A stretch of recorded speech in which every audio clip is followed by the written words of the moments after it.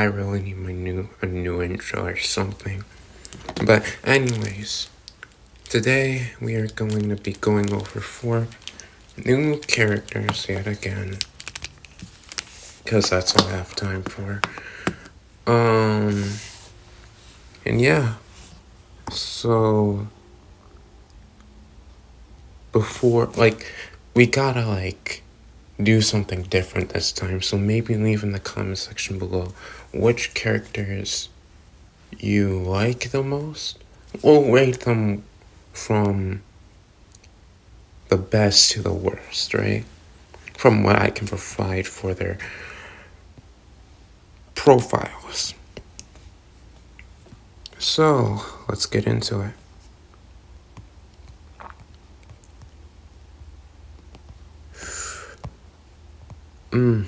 Okay.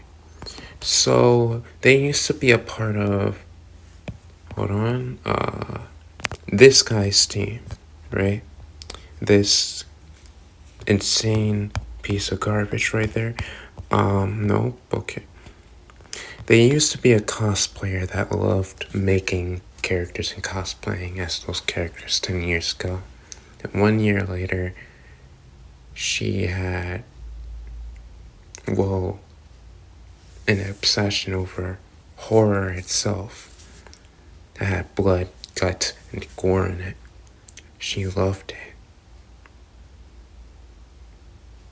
And she wanted to play with that concept so badly that she started to lose. I want to explain this in a way that makes sense, but I don't know what I was thinking when I was making this. I feel like I just made a delusional fan so far, but hold on. I might be able to save this.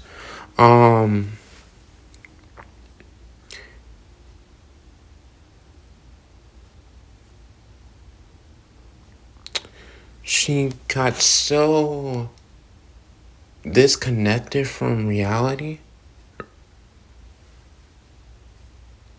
from actual reality to horror, right? She just thought it was a sense of normality doing this, talking about the horror aspects, all of the corrupted ideas are not corrupted, yes, corrupted, but complex, vile, murderous ideas that come in horror stories, Scream, Halloween, there's Jason Voorhees, what is his name? Oh, Friday the 13th. She would have liked all 3 of those. But her first sort of way into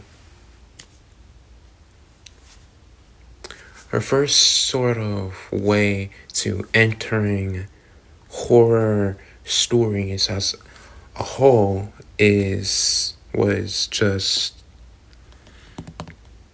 she made a hypothetical, a alternate universe of how I guess this is more like how a character like her would feel, because I don't think she would make a alternate version of her doing this to her parents, but regardless, it's an alternate universe where her parents die, who are both good.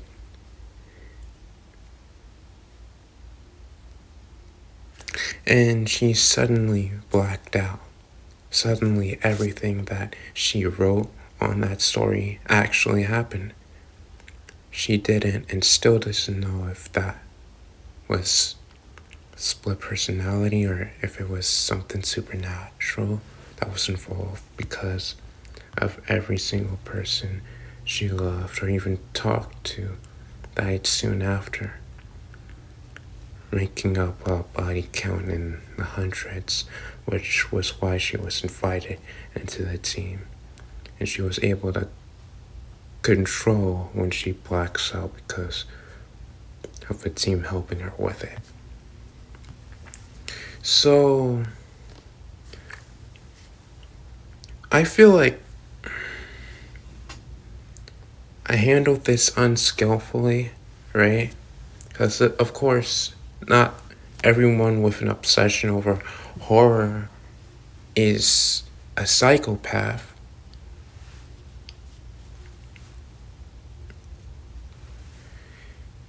I feel like maybe adding a supernatural part to this would be honestly make more sense, right?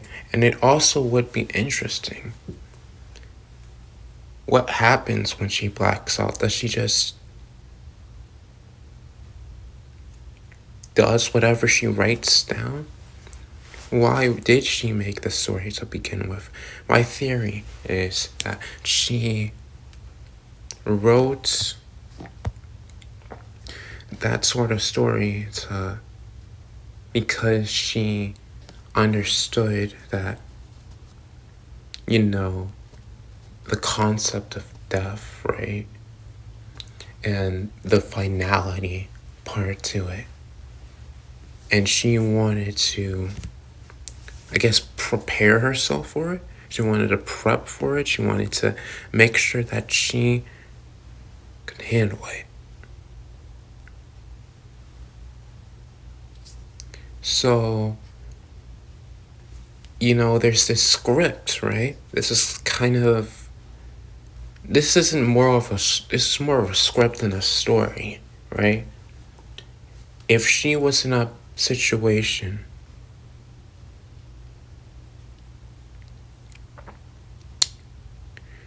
where let's say that it was by accident, right? That would be more interesting. Or she indirectly killed her parents.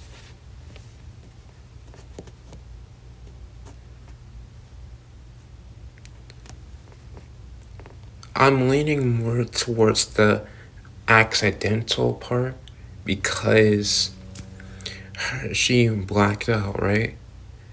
So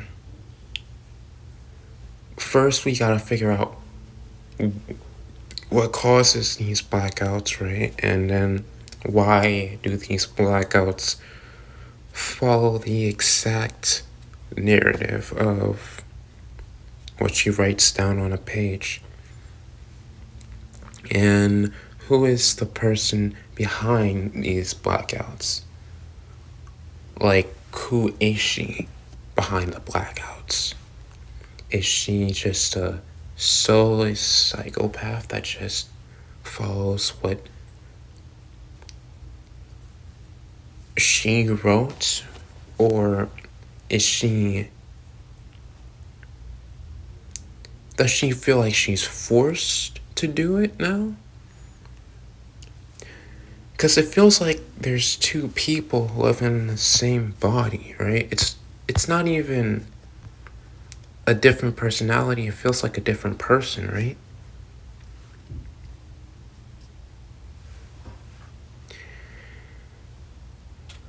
I feel like this has a lot of potential, but I feel like I'm not gonna do this anytime soon if I wanna write the story, the main story. I don't think I'm even gonna touch this universe, let alone her, anytime soon. She has a lot of potential, but the second I ruin it, I ruin the character, and I don't want to do that yet. So anyways, that's it. We got WizardMaster again. So I don't think I explained him enough to you guys. Well, I explained who he is. And I am honestly very interested in this guy. So pretty much he is, of course, another one of Jackie Mel Purple's animatronics, but he is one of the only smart animatronics that actually can leave Jackie Mel Purple's control. Even with all the power that some animatronics possess, he, for some reason, always gets out of his control. And Jackie Mel Purple doesn't understand why. Maybe that could be I could honestly see making a story about him. How, like, dealing with the struggles of Jackie Mel Purple's influence. Trying to... It's like literally fighting off demons, right? Because you cannot... It's like embedded, like DNA. It's put into your head, right? He made you. So it's kind of hard to, like, disobey him, if that makes sense. I hope I'm making sense right now. But anyways, this is him just using one of his, well, the imitation of magic. Because this isn't real magic, it's more of an imitation than anything, an illusion of sorts.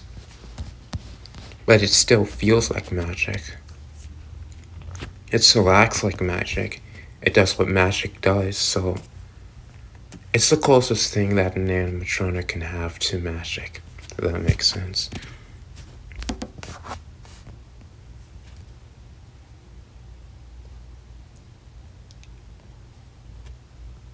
And there's also the connection to the next character, Shifty Man. Oh, spoilers. Reminder, these two were both in the dimensional story because of that conflict they already had with Jackie Mel Purple. These two are both the rebels, if you will.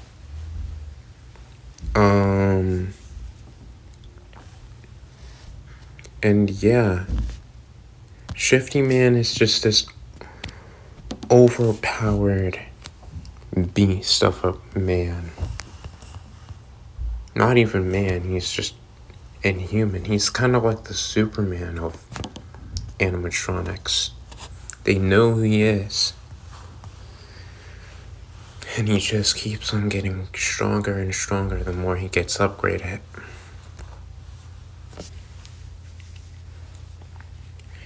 He lacks in...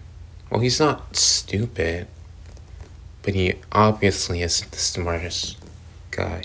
He's average in intelligence. He's really just an animatronic Superman when I think about it, which is why his dynamic with WizardMaster is so complicated, right? Because it's not really dynamic, it's more of a manipulation by WizardMaster's part, trying to use that power of Shifty Man to his advantage. And now we are getting into the Stevens. I hate that I just said that. And a reminder, I do not take pride in any of these names. Right? I think I said that multiple times. Like, all of these are gonna be changed. It's just a matter of when. Anyways, let me go to... Here we go. The water Steven that can control water. Not much to say here. I might have more info here.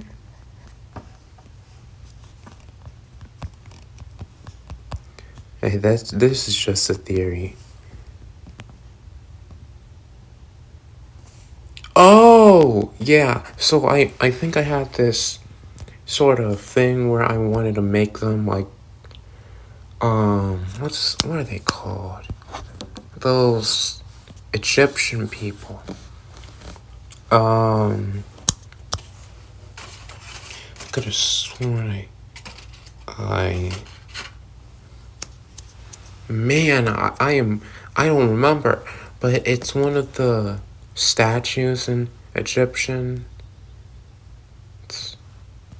if that makes sense. Ooh, it feels like I'm making this up. Hold on. Sapphics. Yeah. Yeah. That's what I mean. I think he's a Sapphics. Let me just check just in case. Yeah, he's a Sapphic. I can't say it, alright? I'm sorry. Okay? Goodbye. I'll see you later. Have a good day.